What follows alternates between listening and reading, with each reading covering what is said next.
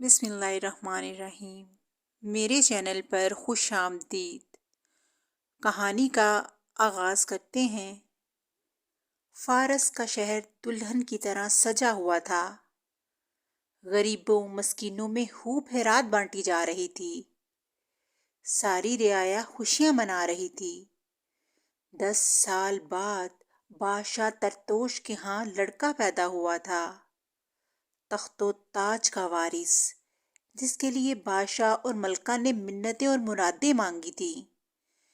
اس لیے شاہی خزانوں کے منہ یتیموں، بیواؤں اور غریبوں کے لیے کھول دیے گئے تھے۔ 10 سال ہنسی خوشی بیت گئے۔ اب شہزادے کی عمر 10 سال ہو چکی تھی، لیکن وہ جسمانی اعتبار سے نوجوان لگنے لگا، کافی ذہین تھا۔ اس لیے اس نے پڑھائی کے ساتھ ساتھ فنون سپاہ کاری میں بھی جلد ہی کمال حاصل کر لیا۔ ایک روز شہزادہ حارث، جو شکار کا شوقین تھا، اپنی سلطنت کے جنگل میں شکار کھیلنے کے لیے گیا۔ اچانک اسے گھنی جھاڑیوں کے اندر سے ایک سنہری ہرن نکلتا نظر آیا۔ شہزادے حارث نے اس کے پیچھے اپنا گھوڑا ڈال دیا۔ ہرن بڑا خوبصورت تھا۔ شہزادہ اسے شکار کرنے کی بجائے زندہ پکڑنا چاہتا تھا۔ ہرن نے جوں ہی شہزادے کو اپنے پیچھے آتے دیکھا تو چوکڑیاں بننے لگا۔ شہزادے نے بھی اپنے گھوڑے کو اس کے پیچھے لگا دیا۔ کئی گھنٹوں کے بعد جب شہزادہ تعقب سے تنگ آ گیا اور وہ کسی بھی صورت ہرن کو پکڑنے میں کامیاب نہ ہو سکا، تو اس نے تیر اپنے کمان میں چڑھا لیا اور پھر تاک کر ہرن پر چھوڑ دیا۔ تیر ہرن کے جسم میں لگا اور وہ گر کر تڑپنے لگا، لیکن جوں ہی شہزادہ اس کے پاس پہنچا، وہ ہرن سیاہ رنگ کے دھوئیں میں تبدیل ہو گیا اور دیکھتے ہی دیکھتے غائب ہو گیا۔ شہزادے کو بڑی حیرت ہوئی اور مایوسی بھی۔ آخر دن بھر گزار کر وہ ناکام اپنے محل میں لوٹ آیا۔ رات شہزادہ حارث اپنے باپ اور ماں کے ساتھ کھانا کھا رہا تھا۔ ماں نے اس کی اداسی اور خاموشی کے متعلق پوچھا۔ حارث نے مسکراتے ہوئے کچھ کہنے کے لیے ہونٹ کھولے ہی تھے کہ اچانک سیاہ رنگ کا دھواں فرش سے نمودار ہوا اور گھومتے ہوئے ایک ستون کی طرح ان کے سامنے کھڑا ہو گیا۔ پھر اس سیاہ رنگ کے دھوئیں میں شعلے سے نمودار ہوئے اور ان شعلوں نے ایک ہیولے کی شکل اختیار کر لی۔ بادشاہ، ملکہ اور حارث نے حیرت سے اسے دیکھا۔ ان کے سامنے آگ کا بنا ہوا ایک بھیانک وجود کھڑا تھا۔ اس کا چہرہ اتنا خوفناک تھا کہ تینوں کے جسم کانپ کر رہ گئے۔ اب اس آگ کی مخلوق نے اپنی گرجدار آواز میں بادشاہ کو مخاطب کرتے ہوئے کہا، ترتوش، تیرے اس بیٹے نے میرے بے گناہ بیٹے کو ہلاک کر دیا ہے۔ اب بتا، شہزادے کو سزا تو دے گا یا میں اسے سزا دوں؟ شہزادے حارث نے حیرت سے جواب دیا، کیوں جھوٹ بولتے ہو؟ میں نے تمہارے بیٹے کو کب قتل کیا؟ آگ کی مخلوق نے غصے کے ساتھ جواب دیا، اس سنہری ہرن کو بھول گیا؟ کیا گناہ کیا تھا اس نے؟ وہ میرا ہی بیٹا تھا۔ کیوں ہلاک کر دیا اس کو تو نے؟ بادشاہ، یا تو اس کا سر اتار کر میرے حوالے کر دے، ورنہ میں خود اسے سزا دوں گا، اور ایسی سزا کہ زمین اور آسمان کانپ جائے گی۔ بادشاہ نے جواب دینے کی بجائے اپنا خنجر اس پر پھینک مارا، لیکن اسے حیرت ہوئی جب اس کا خنجر اس آگ کے انسان کے جسم سے پار ہو گیا، جیسے وہ ٹھوس جسم نہ ہو بلکہ محض ایک سایہ ہو۔ آگ کے انسان نے ہاتھ کا اشارہ کیا، سارے کمرے میں سیاہ دھواں چھا گیا۔ پھر یہ جب دھواں ختم ہوا تو شہزادہ حارث غائب تھا۔ ملکہ نے اپنے بال نوچ لیے اور روتے ہوئے کہا، ہائے میرا بیٹا، ضرور وہ آگ کا انسان اسے سزا دینے کے لیے اٹھا کر لے گیا۔ کچھ کرو بادشاہ، ورنہ میں تو اس کی جدائی میں مر جاؤں گی۔ اس واقعے کو سننے کے بعد تمام اہل دربار حیرت میں گم تھے۔ کسی کی سمجھ میں کچھ نہیں آ رہا تھا۔ شہزادی کی تلاش میں ملک کا کونا کونا چھان مارا گیا، لیکن اس کا کچھ پتہ نہ چلا۔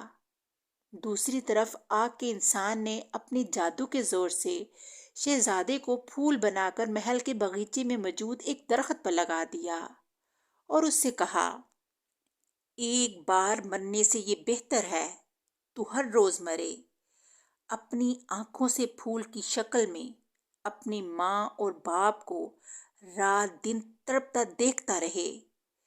تیرے تاج و تخت کے لیے سازشیں ہوتی رہیں، لیکن تو سب کچھ دیکھ کر بھی سن کر بھی خاموش رہے اور تڑپتا رہے۔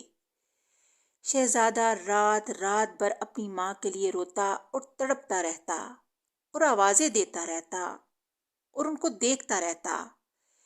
اس کی جدائی میں اس کا باپ بیمار ہو گیا۔ تخت و تاج کے لیے نمک حرام افسر سازش کرتے۔ وہ سب کچھ دیکھتا، سنتا، تڑپتا، لیکن کچھ نہ کر پاتا۔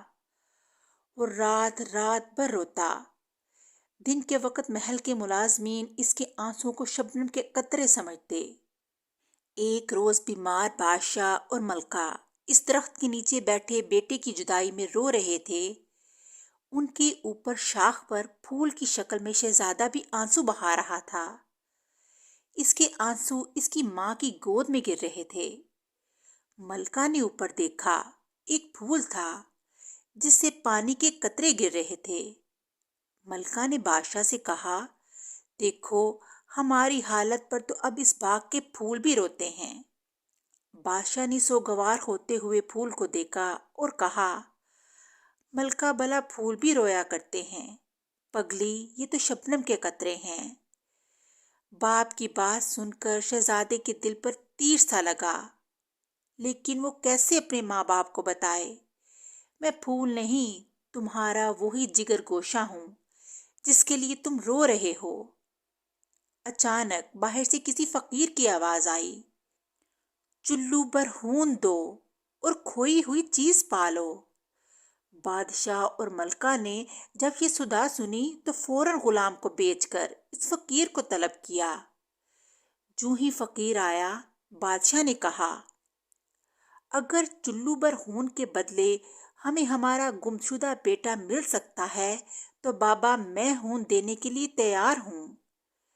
بیٹا تو مل جائے گا، لیکن ایک بات غور سے سن لو، جس کی جان میں تمہارے چلو بھر خون سے بچانا چاہتا ہوں، اس کی جان کے بدلے خون دینے والے کی جان چلی جائے گی۔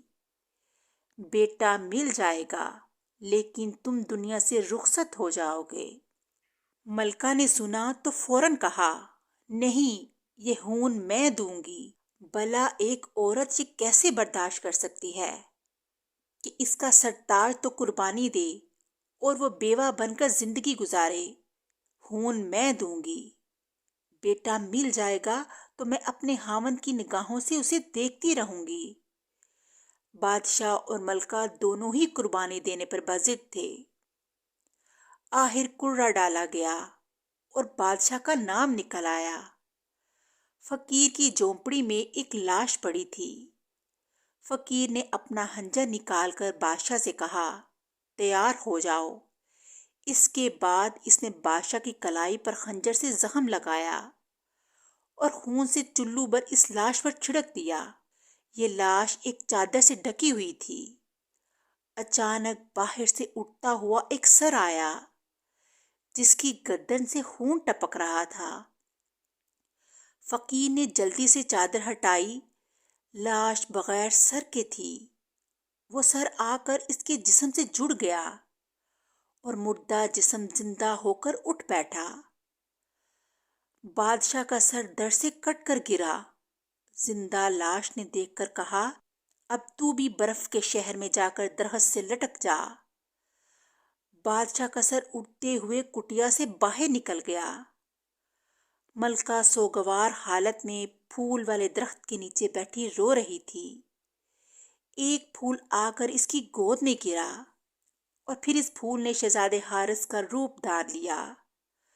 ماں دیوانوں کی طرح چیخ مار کر بیٹے سے لپٹ کر رونے لگی اور ساری کہانی سناتے ہوئے کہا، باپ نے جان کی قربانی دے کر تجھے حاصل کیا ہے، کاش وہ بھی تجھے دیکھنے کو زندہ رہتے۔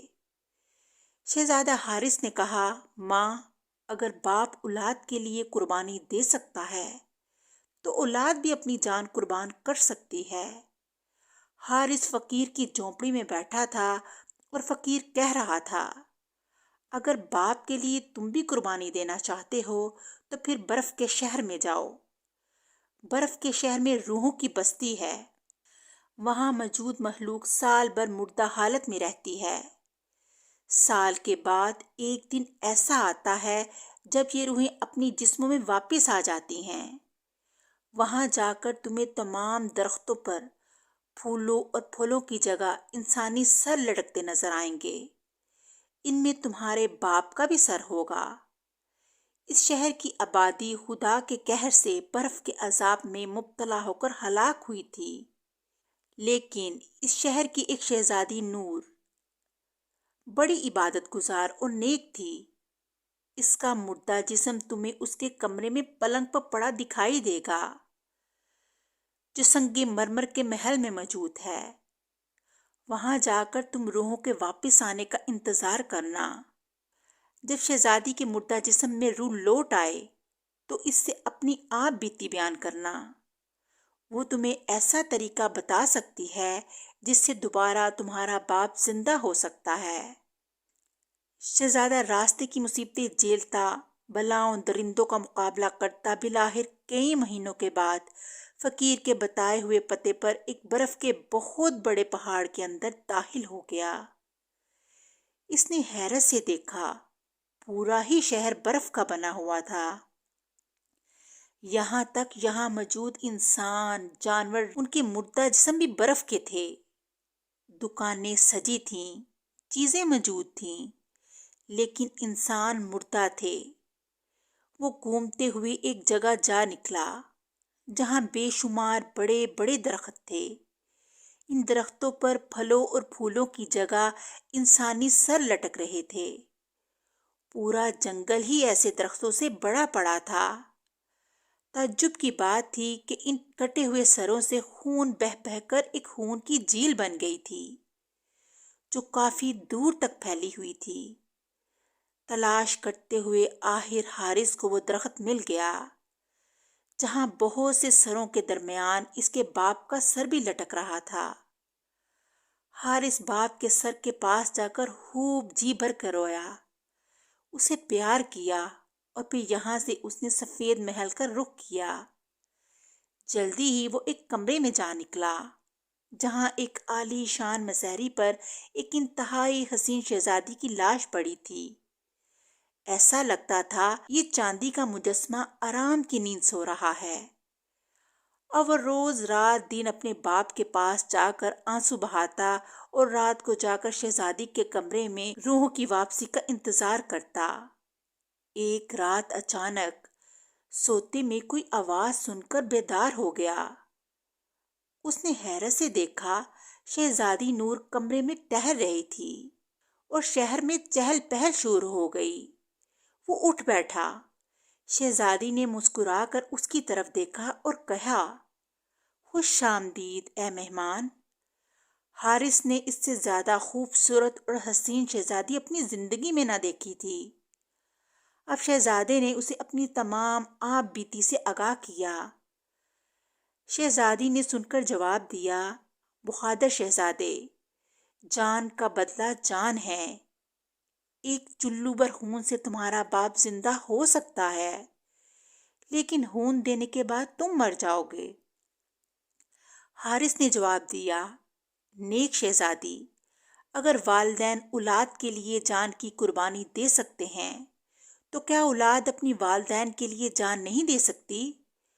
میرے والد زندہ ہو گئے تو ہو سکتے ہیں، خداوند کریم انہیں دوسرا تاج و تخت کا وارث عطا کر دے گا، میں تیار ہوں۔ شہزادی نے حارث کے جسم سے چلو بھر خون لے کر کچھ پڑھ کر پھونکا اور اسے بادشاہ کے سر پر چھڑک دیا۔ اسی وقت بادشاہ کا کٹا ہوا سر خون کی جھیل میں گرا۔ اس جھیل سے بادشاہ کا جسم نمودار ہوا، سر درد سے جڑ گیا اور بادشاہ کلمہ پڑھتا ہوا خون کی جھیل سے تیرتا ہوا باہر آ گیا۔ اس نے آتے ہی حارث کو سینے سے لگا لیا، لیکن پھر شہزادی کو دیکھ کر حیرت ہوئی کہ حارث کا سر سلامت رہا اور وہ کٹ کر نہیں گرا۔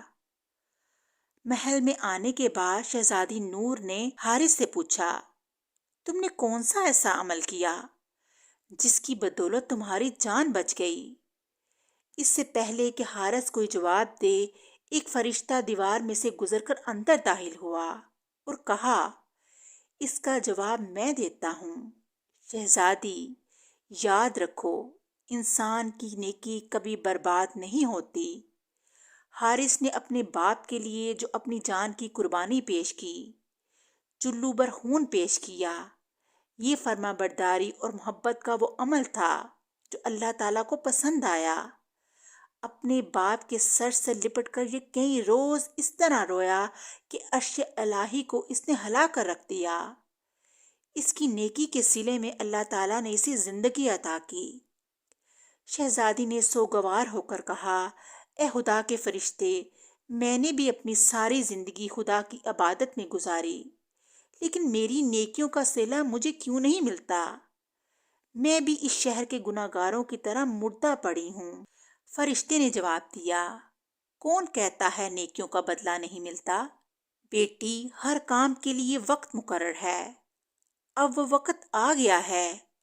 اللہ نے حارث کے لیے تمہیں بھی تمہارے حصے کی بقیہ زندگی عطا کی ہے۔ پہلے تم اپنے ملک کی شہزادی تھی، اب اس بادشاہ کی بہو اور شہزادے حارث کی بیوی بن کر یہاں سے جاؤ گی۔ فرشتہ غائب ہو گیا۔ حارث نے محبت سے شہزادی کی طرف دیکھا اور شہزادی نور شرما گئی۔ بادشاہ نے کہا، بیٹی، آج کے بعد تم میری بہو بھی ہو اور مجھے بیٹیوں کی طرح عزیز بھی۔ چلو میری بیٹی، تمہاری ساس حارث کی والدہ ہماری شدت سے انتظار کر رہی ہوگی۔ اپنے ملک آتے ہی حارث کی دھوم دھام سے شہزادی نور کے ساتھ شادی ہو گئی۔ حارث نے بھی پھر کبھی کسی جانور پر تیر نہ چلایا۔ حارث اور اس کی ملکہ ہنسی خوشی رہنے لگے۔ اس طرح کہانی کا اختتام ہو گیا۔ اگلی کہانی کے ساتھ پھر ملیں گے، تب تک کے لیے اللہ حافظ۔